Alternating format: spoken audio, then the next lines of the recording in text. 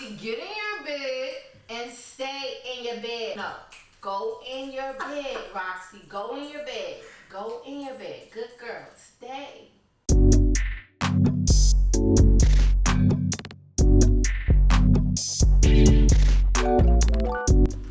What's up, y'all, and welcome to another episode of the Colby Report.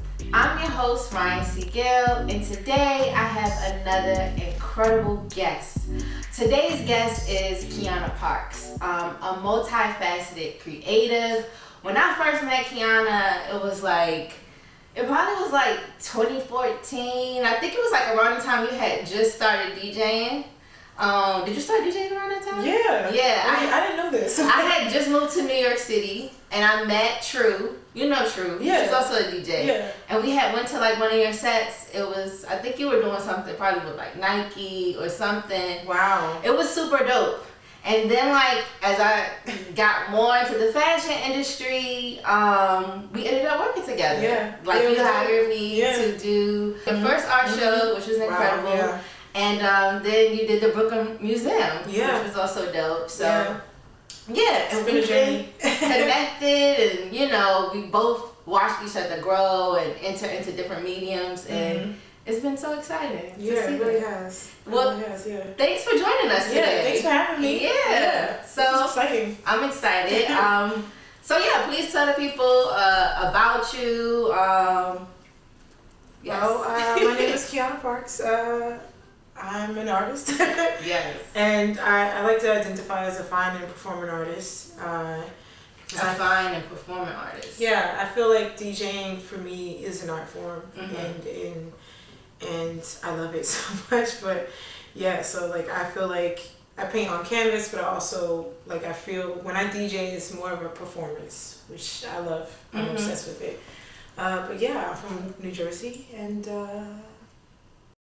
All right, so can you tell us about your journey as a fine artist, how you started, and... Yeah, I feel like I was born, I know it's like cliche to say, but I feel like I was born an artist. Like when I was a kid, I always liked to draw and would daydream about it, and then my brother passed away, and I got like obsessed. It's okay, I mean, life happens, but I got obsessed with like drawing him and us and daydreaming and stuff like that, and then hold on, I'm so sorry. It's okay. Just sit down. Just sit down. All right. Let's get this second. Yeah, so I would daydream about my brother, and it was just really difficult dealing with that grief, and art was like a way of I guess it was a form of therapy even as a kid. And then as I got older, I got really into like fashion because my nana was like, Tommy Hilfiger, that's not your name. Don't be wearing that. So, and then she kind of like started like, she introduced me to the idea that you can design your own clothes and wear your own name. I didn't even know that. Yeah. So you know how to design? Yeah, fashion illustration is like really, I eventually like went to high school where I studied fine art. It was a small fine and performing arts high school that was like, they made it after like the show or movie Fame came out, and so they moved that. So we had fine art and then we had commercial art, and I was a fine art major and studied. I was really into fashion illustration. It makes sense though. Yeah. Because you can fly. Right. But yeah, I got into it like that, and then I saw it as like a source of like a release for me. Being able to connect with my emotions, because I'm not always the best with my words. But, but painting was always my form of therapy, and now it's something that I connect with other people with. It's pretty cool. And I feel like, well, at least for me, when I first met you, you were DJing. Like I didn't know you as like Quiana, the fine artist. Yeah. Did you ever feel like you had to choose between one or the other, or like? Yeah. How did you? Yeah. I mean, this industry as a creative in general, sometimes it's interesting because I feel like being a multidisciplinary artist is always like, like you can do it all, but then when you actually do, they still, I'm gonna say they, like different, the industry, like it's easier for people to digest something that's simple. So I've always gone back and forth with like art and DJing, but at the end of the day, this is just who I am. Exactly. And I see it as like myself as like an oven versus a microwave. Like you got don't put me in no microwave. I need to go in the oven. This is a slow roast. Yeah. Because it's like getting the audiences to adjust and understand that I am both of these things. Like, yes, I'm a DJ who can turn up in the club and act a damn fool, but then also go home and, you know, do a painting that's going to be in a museum or something, you know. But it's just like these are things that I've battled with. If like also like at one point just feeling like I had to convince the art world that I was serious and that this is not a hobby. But at the end of the day, I just see it as like what I do in my art is God given, and it's not anyone else's choice. And it doesn't matter if they try to put me in a box or not. I'm here because I work hard and I'm talented. Period. So however someone tries to define me, even myself, because I'm my biggest critic a lot of times, but now I'm just like, fuck it. It is what it is. Yeah, it is what it is. I do it all. I can totally relate to that. I have a background in education, and I moved to New York immediately after college, and I was teaching kindergarten, and I felt like at the time I couldn't do fashion and education. Right. I felt like the fashion world wouldn't take me serious as a teacher, especially as a kindergarten teacher. And so I had to choose. Like I literally had to choose between one or the other. And now I'm at a place in my life where it's just like you said, like I have these gifts and I should be able, this is who I am. Yeah. Like this is the makeup of me, and I shouldn't have to feel like I need to choose between one or the other. Yeah, I think that's pretty awesome though, that you're like that you can like do both. And that's probably gonna be like, as kids start to really like understand who you are, that in itself is like gonna be inspiring for them to know that they don't have to put themselves in a box. Because exactly. You know, like, Miss Ryan didn't you know. Exactly. And it's also like, I feel like when I was coming up, I had cool teachers. Some were cool, you know. And I think there's like a stigma, or maybe it could just be in my head because of how I thought of education when I moved to New York. Like teaching isn't cool, you know. Like it's not a cool thing to be. Oh, I'm a teacher. Like, it's not, or it's not creative. It is cool. Yeah, that's a special talent. I think so. I think so too. So, with your art, like how important is storytelling to you, and like what does that look like as a DJ and as a fine artist? I love storytelling. I love to storytell with my music. You know, I like to think of it as taking people on a journey. I realized this the other day. I was like, so I play a lot of top 40, even like Britney Spears. But I realized like I'm like, what is it that drives me to play this music? Because I don't listen to this at home. And I'm like, it's the journey. It's the idea of like someone hearing something that they haven't heard in a long time, and then remembering their stories connected to that, and then also turning to the person next to them who they don't know from a can of paint and singing along, you know, these lyrics and laughing about it and giggling because they don't listen to this.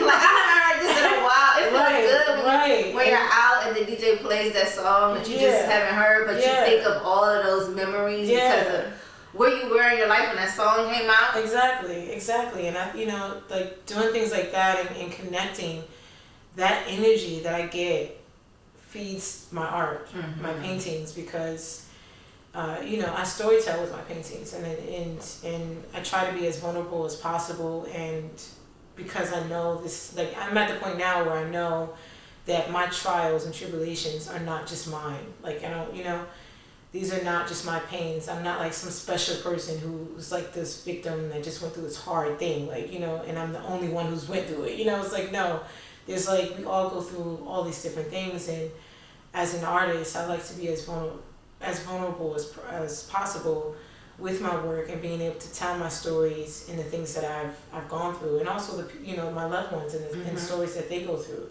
So it's like, I don't know, like I love storytelling. As I'm like growing as an artist, I'm realizing how much I love it. Yeah. I can't even say I love it. I just feel tied to it. Like I have to be able to do these things. Like even when I DJ, when I play like Ease On Down, like there's a reason. I'm telling a story right now about like us going through the ups and downs of life and then connecting with one another. It's almost like, I feel like it's almost like church, because it's like my grandfather used to turn, you know, during his sermons, he would, you know, tell the congregation, like, turn to your neighbor, say neighbor, like, you know, and then like, you know, and like the congregation singing along and telling their testimonies. I feel like that when I'm DJing. Like I'm taking them on a journey, and I'm hoping that they leave with something, and some kind of like inspiration or push if they're having a bad day, or just a reminder that today's a good day, whatever it is. Yeah. I'm curious to know, like, as a DJ, it's like when you are hired to do a certain event, or you're doing, you're DJing for a certain crowd, like, how do you know, like, because you say, like, I play top 40, but I don't listen to that at home. Like, how do you know when, like, I don't know, like, how do you know what crowd likes what? Like, how do you determine that? I think you just gotta, I mean, I've been doing this for 11 years now. So it's been taking, like, I play everything. I don't just play top 40, I play everything. Yeah, right. But I think you just gotta know your crowd. You just gotta know. I think that comes with experience and like watching the crowd, reading the room, which again, experience, because you can look at a crowd and be like, like, you know, like, I don't think they really gonna like this. You know?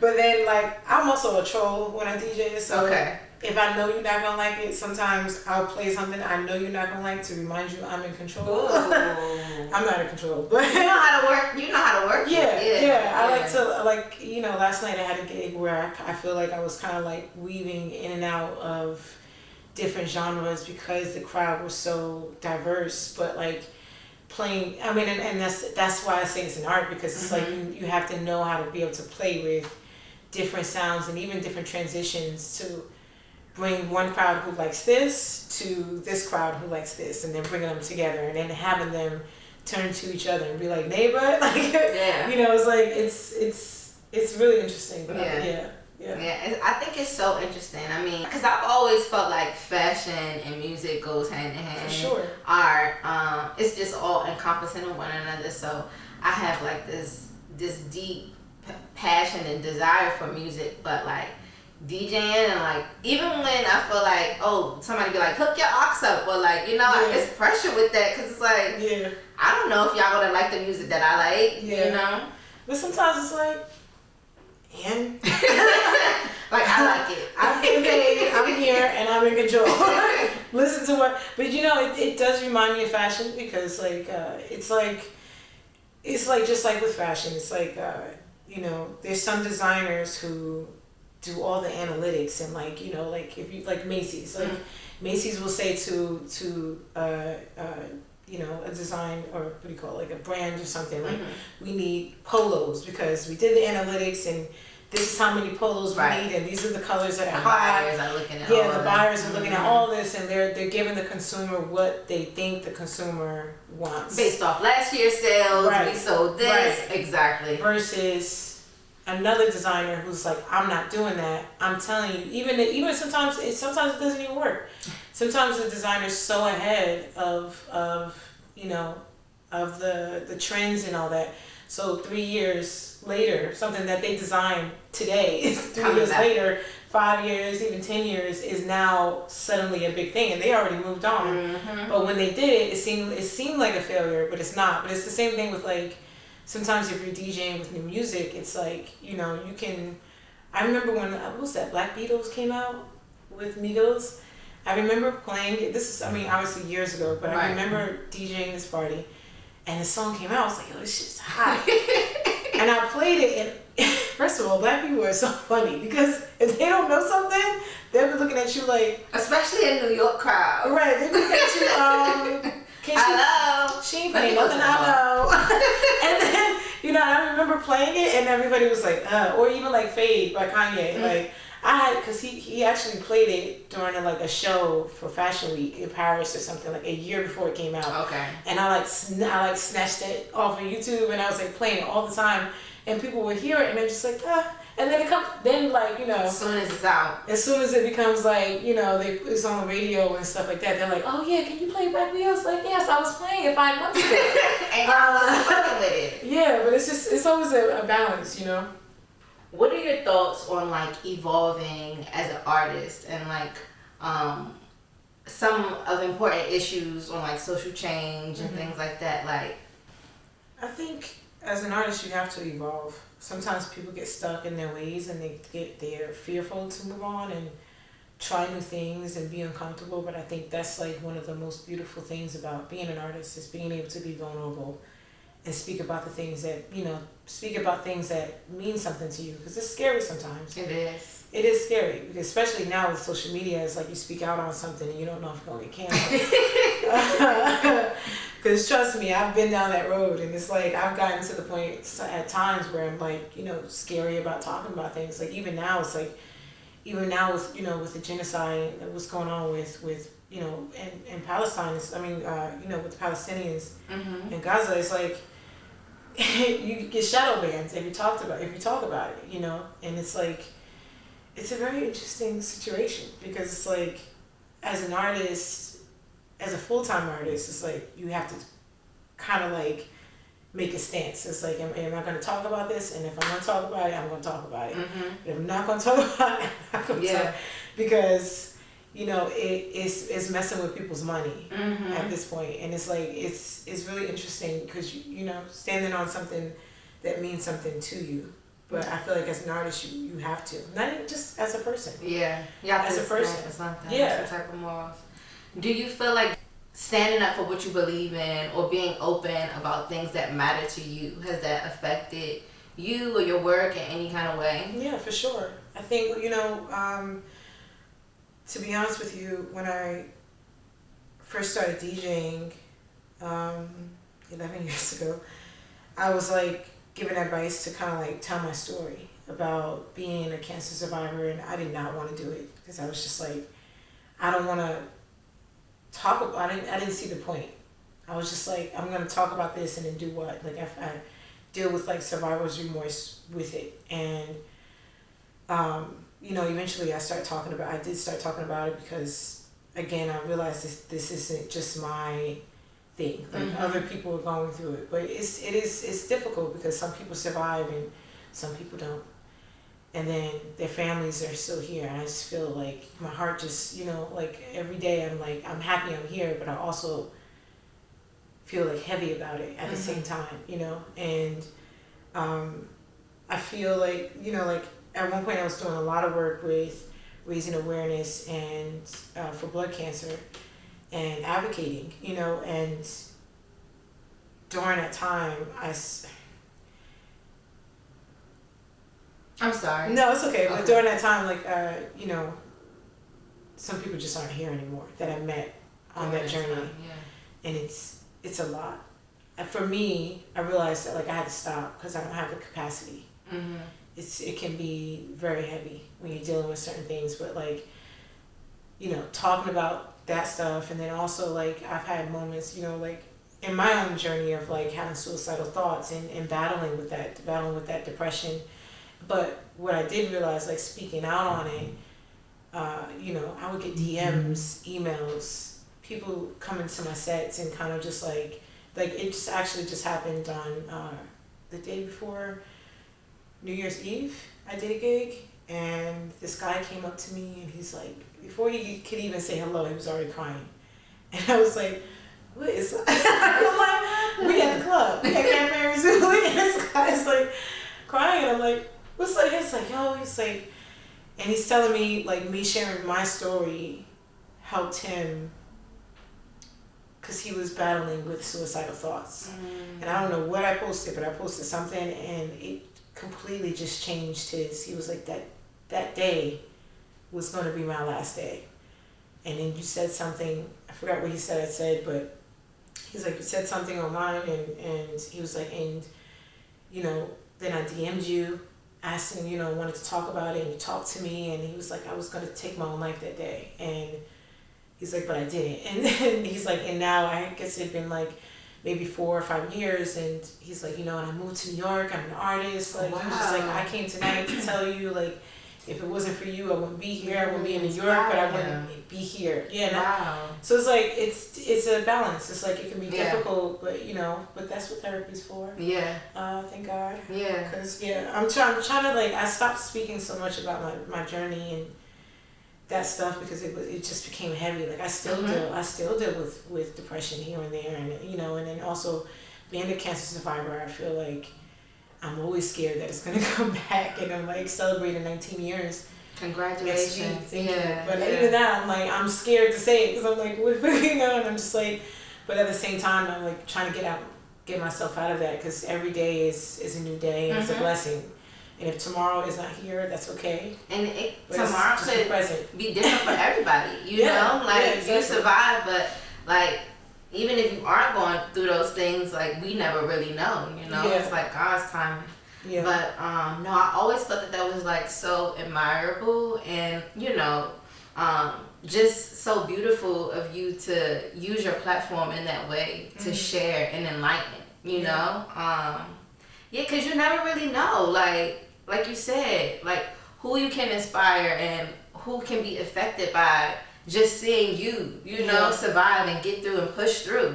Because we all go through life. I think, you know, a lot of times it can be conflicted on social media because we just see all of the positive things that people are going through. So it's easier for us to compare, but, you know, just being real and authentic and original, because we're all human, you know, it's life. That part. Well, I don't know, I think I'm an alien, but and that's okay too. We feeling weird. But we all here doing it together, this thing called life.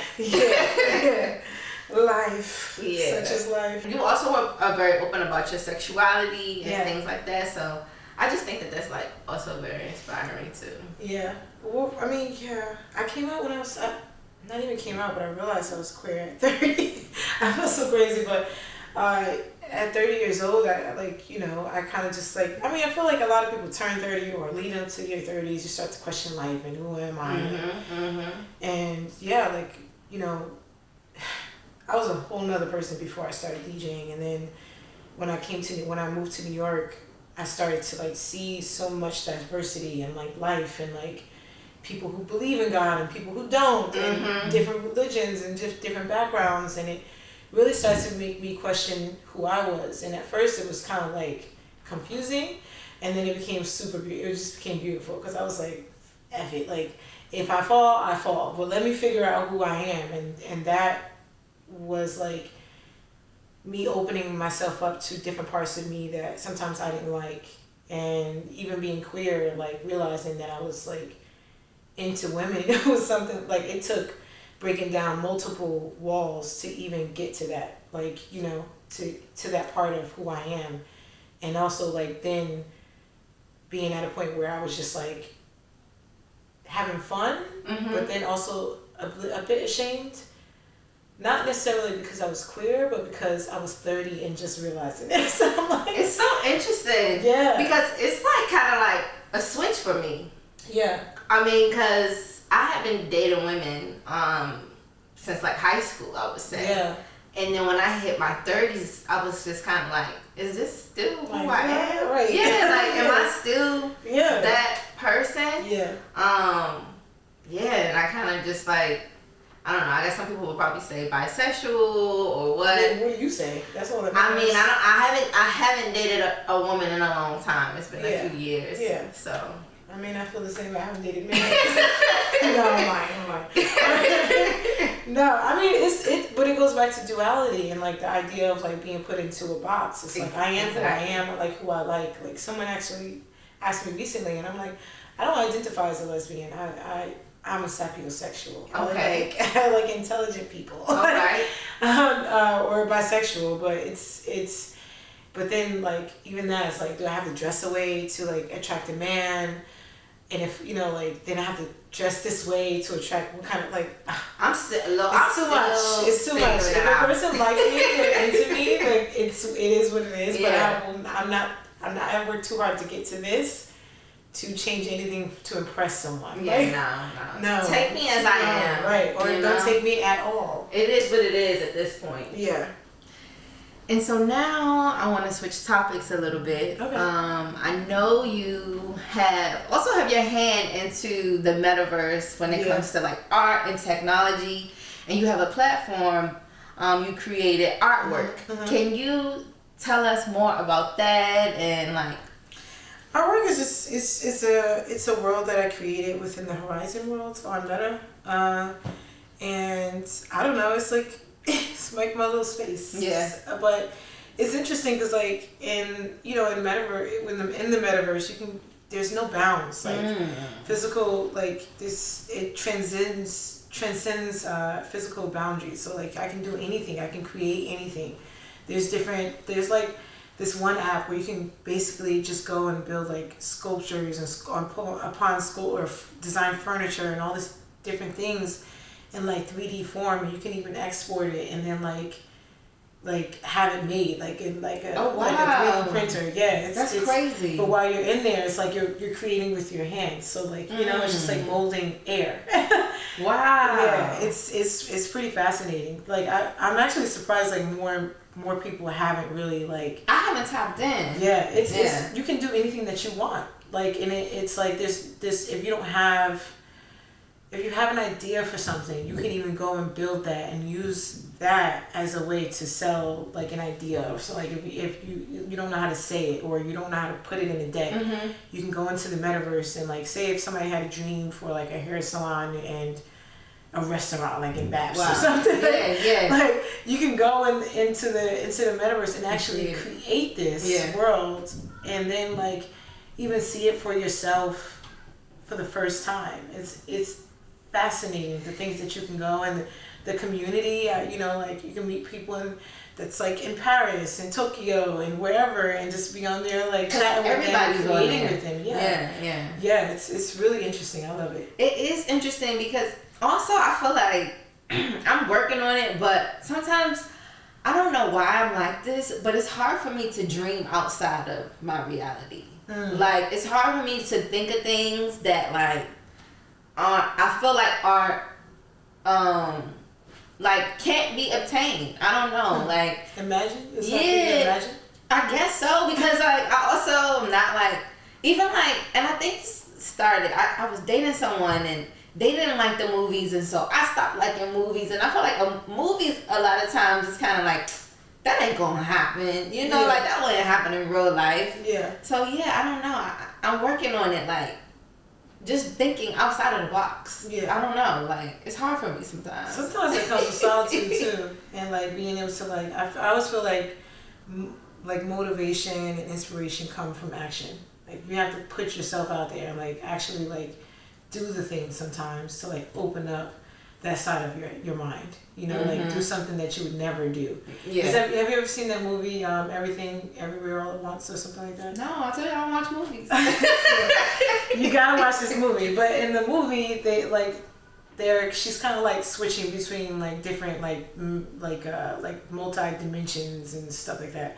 And in order to like this open up this like side of her, she has to do something crazy like get a stapler and like staple a piece of paper to her head, like or get like a piece of gum from like the bottom of a table and then like chew it, something that she would never do. Some wild shit. And that thing would like unlock her mind to these powers that she had. And sometimes like I feel like it's like that with like opening up your imagination. Sometimes you have to put yourself in places that you would never imagine yourself to be. Yeah. And doing some like off the wall weird shit to like get there. Like, it's fun. It's scary. It's scary. But seeing yourself do those things helps you to see things that you can't imagine.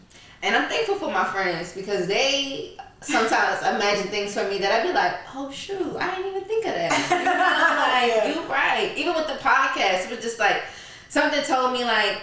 Cause like yourself, like I enjoy telling stories. Like even with fashion and pulling looks and dressing clients, it's like I'm telling a story. We're creating a story. Yeah. And this is just another way to tell our stories, And so, it was just like I just gotta do it, But outside of like where it can go and like what's next. Like I just be like, I don't know. I'm gonna just keep going, you know. Yeah. And we'll see. But sometimes being in the present is good. That's not a bad thing. You know, to be in the present and not being like, oh, what's gonna happen in the future, and actually just doing it. And some people are so hell bent on the future and then they can't be present. Yeah. So that's not a bad thing. Yeah, no, but I do want to like tap into that, and so the metaverse seems like a great start. Yeah. So how do you feel? What are your thoughts on like mixing like in real life moments with like digital experiences? What do you mean? Like I feel like I was having a conversation the other day and like we were talking about like talent, you know, like how talent in real life can be different from like talent in the digital space. Yeah, like AI. Like AI or even like content, you know, like the type of content that you would create like in a digital world can be different from like a talent of like say you in New York and you hear somebody playing on some drums or something like that, you know, but like content on social could be like somebody doing something really wild or crazy, like the crepe challenge, you know, like if you see somebody doing that in real life, it's just kind of like, what you doing? You look crazy. Yeah. I mean, I don't know. This world is weird. This world is weird. People just be doing stuff. Yeah. It's just like, I feel like people were always doing stuff, but now it's like, now you have social media to kind of like show it off. But like, AI is interesting because it's like, I know a lot of people are, I mean, especially in the music world, people are afraid because it's already happening. Like FK Twins. I was about to say that. Was just doing, but like, you know. So what exactly is she doing? She's taking her voice and allowing it to make music while she like works on other things? No, they taking her music. People are like, oh, they want to take her voice. No, so like right now there's programs that can like, if I wanted to hear a Drake song about Ryan's podcast, AI can create an entire song with his voice. Just narrating it. And it'll be talking about you. But that's not actually Drake, but it'll sound just like Drake. They've actually done this. Like there was one like fake rap that came out. Yeah, because people didn't, with his diss, people didn't know if it was the real Drake or the AI Drake. There was an AI version. Yeah, it was came like out. The AI sound dope. Nah, it was corny. It was corny. But I think but it's like it's tricky because it's like it's taking your likeness, it's taking your rights as an artist, like something that you've worked so hard to do, and then some program, some guy in like Oregon can easily just take your you know, everything that you created and make it his own and do and not even owe you a damn thing. And it's I don't know. There's different ways that you can use it. I feel like there needs to be like ethical laws around it, but at the same time, it's like these things are not going away. No. So it's better to educate yourself on these things and learn and adapt. I think as an artist in general, as a person in general, it's just good to learn new things that are happening. Yeah. It's happening and it's not going anywhere. And you can keep complaining and doing all that. All right, you sit there. You sit there. I'm in the metaverse. Exactly. I'm over here using ChatGPT. Yeah. I use my way. I use ChatGPT. I love ChatGPT. Yeah, because it's like I'd rather just learn it. Yeah. While like, you know, and even if I don't like it, I really know I don't like it because I actually tried and learned it. But now I can also tell the difference and know how to move better when it comes to my creativity. Because, like I said, at the end of the day, it ain't going nowhere. It's here to stay. I mean, do you see AI like? I mean, I would. AI is not like playlist. I wouldn't consider that as like an AI DJ, like AI DJ or anything like that. No, there's AI DJs. Oh, they already have that. Oh yeah. Oh wow. Yeah. They already have that. One of my friends is like a world-renowned like DJ battle champion and DJs like festivals all over the world, and he did an event maybe like a year or two ago where he had to battle an AI DJ. He battled a robot DJ. because crazy. remember we were talking about reading the room. AI can, the same way they do algorithm on Spotify and all that, they'll who's in the room and be able to read the room. What did they say? I don't think it's that good. What did they say the experience was like? Yeah, I mean, he just got a check and he was just like, I don't really care. Yeah. But it was more, it's, you know, it's just really interesting. I don't think it's that good. I think like human connection is, like in the way I DJ, like AI can't do that. People can't come up to an AI and be like, yo, you know, I loved your set. They can. Just like you say, hey Siri, thank you. Wow. It's different though. It is. It's not the same connection. Yeah. But some people, it's interesting because it's like, some people don't require that connection anymore. That is different. Even now, like, I mean, maybe because I'm old. I don't know. You're not old. No.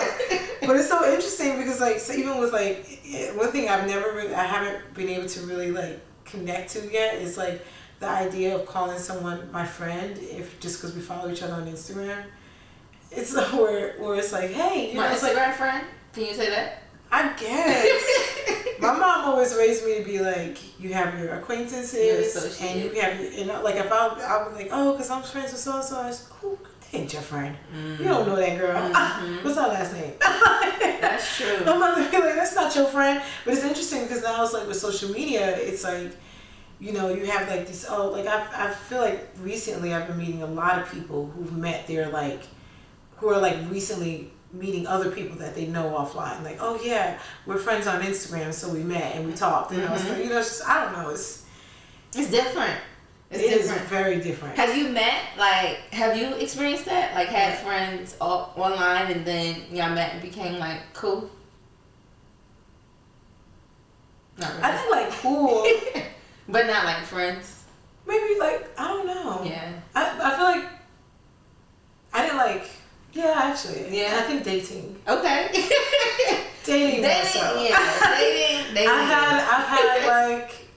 had like a, you know, girl or two slide in and be like, hey, what's up? Like, you wanna grab a coffee? That's common. Yeah, but they were cute. I'd be like, yeah. But not like, I don't think I've like made friends. Yeah. If anything, it's just more organic. Like we just happen to run into each other. It's like, hey, we follow each other. Yeah. Like that, yeah. but not like, hey, let's schedule a meetup and then I'd be feeling awkward. I'm weird though. I feel like I've done that with like Facebook back in the day when I was in like high school. Yeah. Yeah, I did that. I can see that. Yeah. But like now as an adult, because like a lot of the friends that I have on social are kind of like people that live in New York. So like you said, it's organic. We'll run into each other and be like, oh, okay. You know? It's like, oh, you're cool in real life. Yeah. I also be that weirdo and be like, I know we follow each other. I don't think she recognized me or he recognized me. I'm not going to say hi. Yeah. I just smile. That's weird. I just be like, hey. Or you just be looking at each other like, I know she know. I'm that weirdo because I be in my head like, no, don't go up to them. They're gonna be weird because I've done that. That's weird. I've done that and they'll be like looking at me like, oh, who are you? And I'm like, right, like, oh, never mind. I thought you were somebody else all the time. Like, yeah, I thought you. Are you? No. I'm like, this is why I go. This is why I stay at home. I'm going home. Yeah. I feel you. I'm the same way. So, we've been able to like collaborate on a few things. Yeah. And I know, like you said earlier, like fashion is very important to you. Style is important to you. So what would you say have been like some of your best like style moments? You would say, or like like there was a gig you did or something. Yeah. I don't know. I like when I meet that like special like intersection between like my masculine and feminine energy. Like I love a nice fit t-shirt with like a fancy pair of gloves. and I don't know. I love fashion because it helps me like it's kind of like a shield in a way. It's like me expressing myself and being able to walk but not actually having to talk to anybody, but you see how I feel about myself. Exactly. But Yeah, I like finding that in it, but I'm trying to think of like my favorite fashion moments. I don't know. Cause you had so many, maybe. Just cause you had so many. I feel like working with like stylists is fun. Like working with you is fun, and being able to say like, you know, like I want to feel like I'm that nigga, but also like I'm a girl, and like finding that like that balance in between, like, you know, and I like small details, but like simple things. I mean, not like big details, I should say, or intricate details, but like you have to really look at it in order to see that detail. Like that's something I'm obsessed with, and I feel like working with you was fun because we got to play around with those kind of things, and in my duality with my feminine and masculine energy. And then also there's another stylist that I worked with for years, Kat Mateo, and Kat was like really interesting because Kat helped me find my style initially, because I was all over the place. Like I didn't, especially when I came out as, you know, queer, I was just like, I don't know where to go with all this energy. Like I have all this energy and I don't know where to put it on. Like I want to put on a skirt, but I also don't feel like put it on a skirt. Like I don't like, and finding out who I was in that, and Kat really just kind of like took her time with me and like figuring that out, and like showed me different ways of like being able to express myself and find myself. And like I'm that person. I like these pants right here. I've got these from opening ceremony, and you love opening ceremony. Ooh. Loved. But I got these in 2018, 2017, something around there, and I've been wearing them ever since, and I wear them almost every day. That's it about a quality piece. Like it doesn't matter how long you had it. You know, if it's quality, it could be transitional. You know, you could wear it from season to season, take it to the cleaners, and it's good. And wear it again. Exactly. And wear it again. I love fashion. Yeah. I do. I truly do. What would you say has been like your experience, you know, working with stylists? I don't know. It's fun. I'm not always the best because of the fact that like at first I was really trying to find out who I was, and like, and sometimes you could say to a stylist like, you know, like I like to look, trying to like express, especially because I'm not the best with words all the time, how I feel to a stylist can be difficult if they don't know me. You know, like if I say like I want to find the duality between my feminine and masculine energy, but also like feel like an artist, but I don't want to wear a bunch of colors, like, but still like, you know, I still feel strong and confident. Sometimes that can take, I feel like you need time and communication in order to get there. But it's been like, it's been an interesting thing, because at first, like, I've worked with stylists like in the past where they put me in an outfit and I don't wear it because I feel bad. I don't know how to say to them, I don't like this, so I'm not comfortable in this. Or sometimes even showing up at a shoot for like a campaign or something, and they put me in an outfit and I'm like, but not feeling comfortable, or, you know, like confident enough to say something. Yeah. But then like now, like I've you know, where like after the shoot I look at it and like now it's everywhere, and I'm like, damn, I should have said something. Nah, you know, you ain't want to wear that. And it's like, but now I'm like, I advocate for myself because I hate looking, oh my God, like on BFA. Like sometimes I'm like, no, why did you do that? Why did you wear that out? You know you didn't really want to wear. But I mean, now it's just like a part of my journey. Like, but it's like part of who I am. Like I had to figure out how to say how I felt, like to stylists and to myself. Like this is actually what I feel more comfortable in, and also having that confidence to like, because sometimes I just wear, a lot of times I wear hoodies all the time. I like it because it covers my neck. I feel protected. I know it's weird, but it's like a blanket covering my neck, and then like finding that like balance of like being able to wear like fancy pants with a hoodie, or like certain dressing it up, dressing it up, and then still being confident. Like I'm going to a gala tonight. I was thinking about it. I might wear a hoodie. Putting a hoodie on?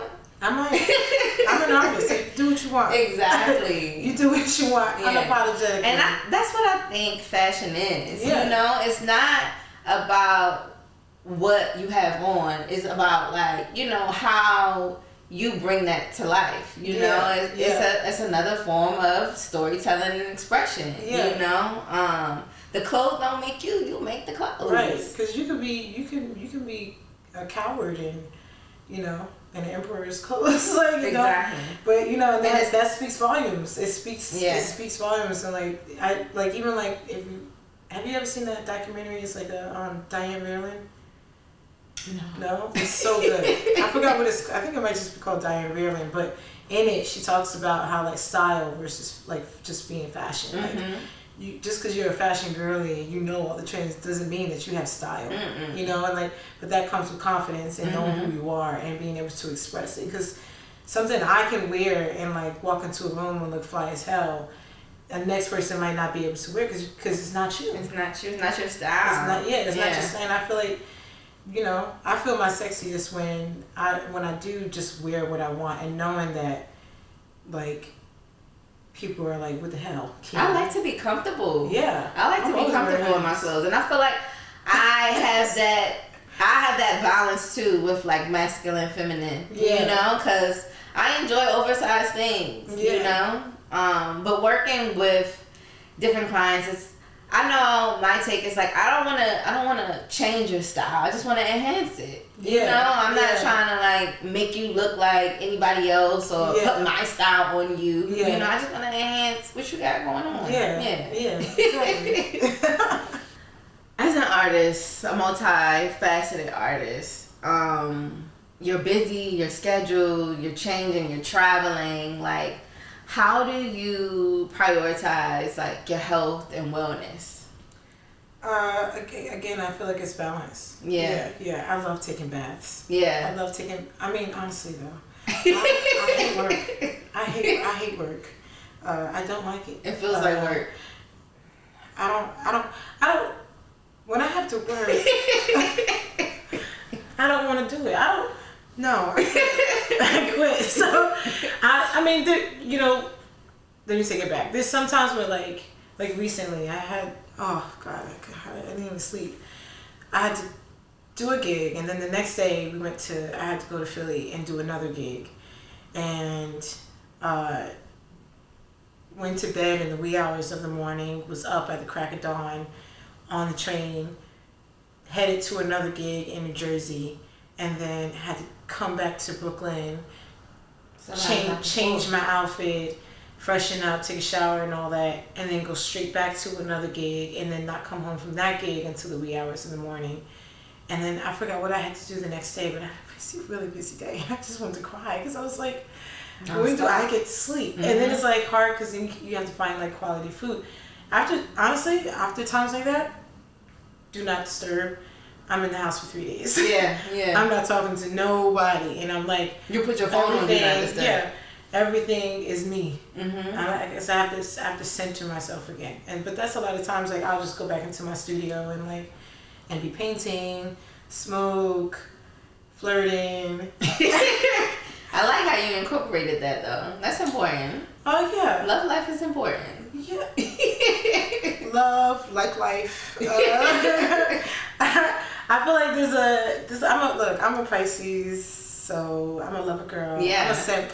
Yeah. I'm very much a simp. That's a big part of my personality, and there's nothing wrong with that. Love is a muse of mine, and can't run away from it. It shows up in my work a lot. Yeah. Whether I'm DJing or paintings, but yeah, it's I just feel like prioritizing whatever makes you happy and calm, finding your peace, whatever that means, is very important, because otherwise you'll be pulled in all different types of directions. But you have to, I like to think of myself as living for a living. I don't have a job. I don't like to work.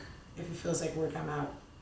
You like nah? No. Yeah. No, I like to work smart, not hard. Yeah. No. That's where I'm working at. I'm trying to get to that point. Yeah. You know, I was full-time freelancing for a while, but it was just like, girl, you need to get a job. You need to get a job, because you can't do this right now, you know? And so I feel like I'm just always constantly tired, and I'm just constantly, like you said, on to the next thing, and then prioritizing rest. Like, it's important. Like, I have to get my rest, you know? But then it's just like, you know, there's sometimes where it's just like you gotta be out, you know, you gotta socialize, and so like I'm getting to the point where I'm not trying to feel bad for hiding for 3 days like you said, but sometimes I be like, damn, I didn't do shit for like 2 days, 3 days straight. Yeah. And I feel bad. Why do I feel bad? I don't know why you feel bad. I don't know why. But to me, it's just like, I think that also comes with like, I've had like health scares because stress leads to bad health, and I can't risk that for anybody. Like no. Stress causes, it can cause so many things within your body. You hold that in. Like, I know if my ankles feel heavy, it's probably because I'm stressed. I'm doing too much. There's certain parts of my body, I feel my body, and it's like, if my neck is hurting, that means somebody's probably a pain in my neck. And they got to go. It's like, somebody's probably a pain in my neck. Yeah, and they gotta go. Yeah. They gotta go. Nothing is more important than my happiness and my health. And the people that are around me, the people that love me, they benefit from it, because when I'm tired, I'm stank. Yeah. And nobody wants that. I didn't think about it. I got a massage the other week, and like she was right at my neck, and she was like, "It's so tense." Like I felt her, like, and I'm just trying to loosen up. That was a nipple.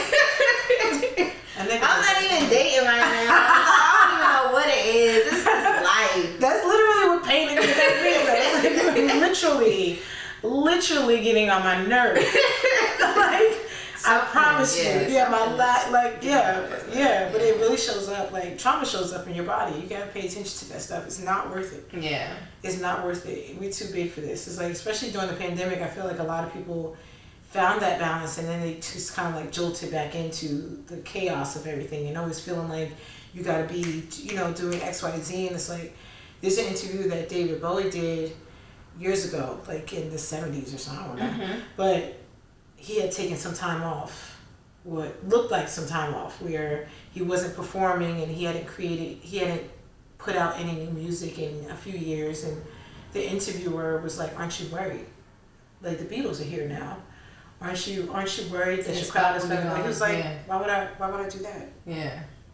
Well, it's wrong for everybody, right? Yeah. But also, when you feel like your talent is like God given or given from the universe or the ancestors, whatever you believe in, it's like, I think the true form of like showing faith is relaxing. Yeah. Just work. Yeah. Just prepare your lot. Work hard. Yeah. Well, not work hard, but work smart. Yeah, work smart. Do your due diligence, and you'll be good. Don't stress. You can take some time as a creative. So you have to. Yeah. So otherwise, you're putting yourself in a microwave. No, I do that. I take my time. I just gotta learn with, just like you said, just trusting. Just trusting. Yeah, trust the process. Yeah, trusting. If you're tired, be tired. Yeah. Let that I'm not apologizing to nobody for being tired. I feel like now I'm surrounded with people who understand when I disappear, and when people don't understand it, like I feel bad. Yeah. But not bad enough to change who I am. I'm not coming outside. Can't change at this point. And my friends do it too all the time. Yeah. You got friends that cancel. It's like, I'm surrounded by friends that cancel on me all the time, and I don't mind. I don't mind either. Like, I get it. I get it, shit. Because I be that friend that cancel too. Yeah. So with your health and wellness, do you have like a special diet? Because I know I had to change. Like, I had to remove a lot of things from my diet, like dairy, and like now I consume less meat. Yeah. I mean, I kind of just listen to my body and what I want to eat, but at the same time, I do indulge from time to time. That's life. Yeah. I order a box of Krispy Kreme. And I might eat it by myself. The Krispy Kreme. But I will go to the gym. Okay. And then after that, I'll start eating salads for a week. And then I get annoyed with that or bored with that. And I think there's always just balance to life. Yeah. You can eat you can have a very healthy like meal plan for your life, but then that might stress you out. Because you want to eat some chicken, girl. I really want to eat some chicken real bad. And sometimes that causes stress sometimes. There's always balance. I need to give me some chicken because I've been like craving chicken, but I'm like, I don't need it. I listen to my body. I listen to my body too. Yeah. Yeah. It's always you can have a little piece. Yeah. Organic. Sure. Whatever makes you happy. Right. What advice would you give to the next generation of artists, inspiring DJs, and creatives? Be yourself. I know it sounds simple, but truly, like, advocate for yourself. Stand up, stand your ground on who you are. If you like a sound, and again, you know, it might not be the most popular sound at that point, but you believe in it, keep at it. Because, you know, I feel like confidence reads over talent so many times.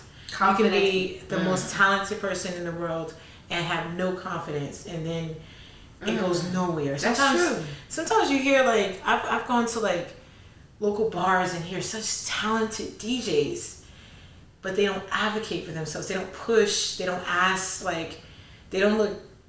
They're afraid to, like, annoy someone by sending them an email and, like, being like, this should be my gig. Like, I deserve this, and I'm gonna take it. Like, and I'm gonna keep fighting for, you know, these opportunities. But, you know, because they don't have that confidence, they don't do it. And then you get the most untalented people who are just like, big energy. I haven't even really learned how to DJ for real yet, but I think I should be on that stage. And then, but it's like, you can't take it away from them, because it's like, they got that confidence. Yeah, but when that confidence meets that talent and it goes, whew, that's when it goes boom. You know, but again, confidence leads way more than talent. So just be confident in who you are, and don't let anyone tell you who you are. And sometimes it could even be an idol or somebody giving you advice, but always see it as a blueprint. Anyone working on their confidence or trying to be more confident, what would you say to them? I think it's just a matter of, like, for me, I find my confidence in solitude and reconnecting with myself and why I started doing what I do, and working on my craft as if no one's looking. You know, like they say, like the conductor or the composer, what is it called, like for the opera? The conductor. Yeah. They got their backs turned towards the audience. They focus on what they're focused on, you know? And I just feel like when you put the time in, and it reassures you that this is what you really, you know, are supposed to be doing. And once you have that time with yourself, speaking to yourself on it, no one can pierce that. No one can penetrate that except you. Yeah. But being able to speak to yourself kindly as if you are your own friend is important, because I feel like sometimes we can let our worst enemy, which is in ourselves, speak to us so nasty. And we won't even talk to our friends like that. And sometimes it do. You do talk to them.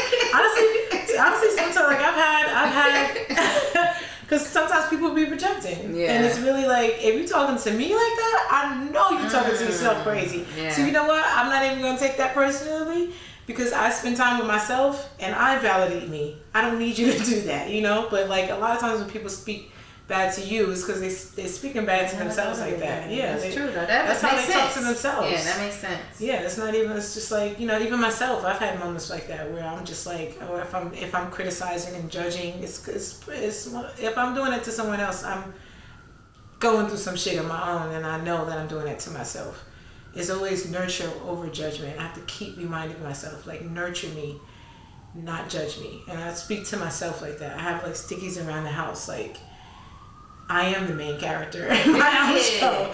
How do I speak to myself? You know, like, that's important. Yeah. Because if I speak to myself confidently, then, yeah, no one else can speak to me bad. It doesn't matter what they say.